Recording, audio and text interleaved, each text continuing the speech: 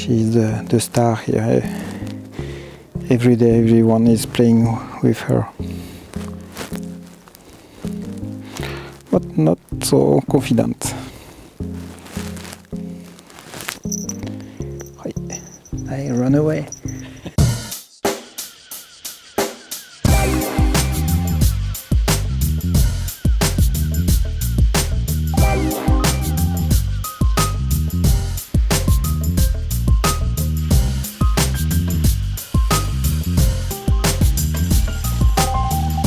Pomme. Maybe sometime. Oh. I find a way to have 1 million of subscribers. Oh. Yup.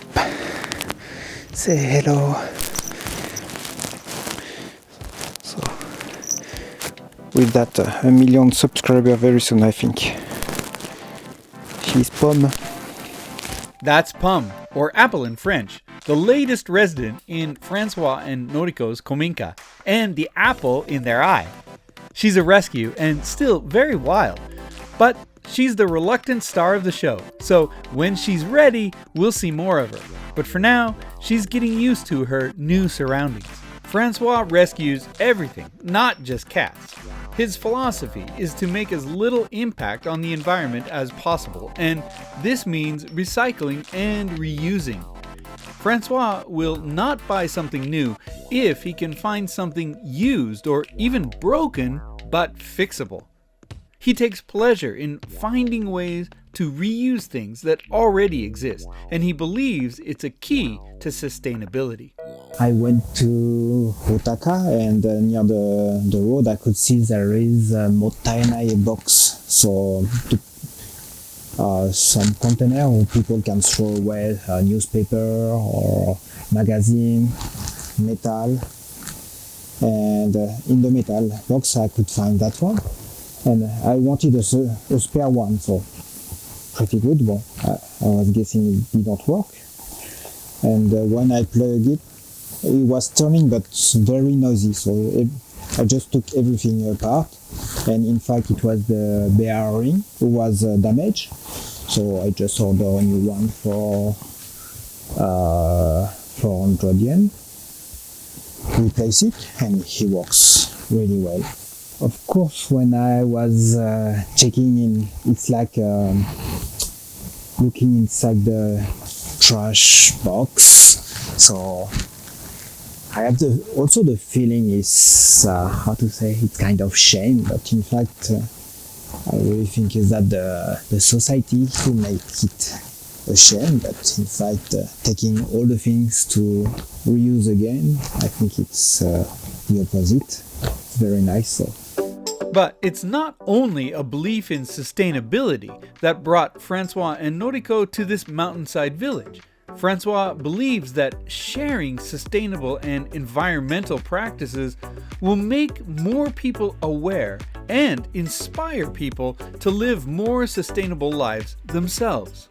I know many people who renovated their house in the natural way, and it's pretty good, but it's good for environment. But the most important thing is to share to everyone. If you make a good things and you share to 10 people, that 10 people will share to other one and make more people interested by that way of life, that it's a meaning life, I think. You have to share. No sharing is no meaning, I think. So that's why here it's a huge house, because I want to live here, but mainly I want to have a kind of community center, and people can come anytime to see how to renovate house, how worth it is, and so I want to share the technique. So that's one of the goals of my way of life. In Miyasa, it's kind of a special place about sharing, because maybe 20 years ago, Here was a lot of students from Tokyo, for example, who came here and stay and discover the life in the countryside. So this house had many rooms, and there was 3 rooms for students here. So it's kind of philosophy of this village, and everyone knows about this way of sharing the country life.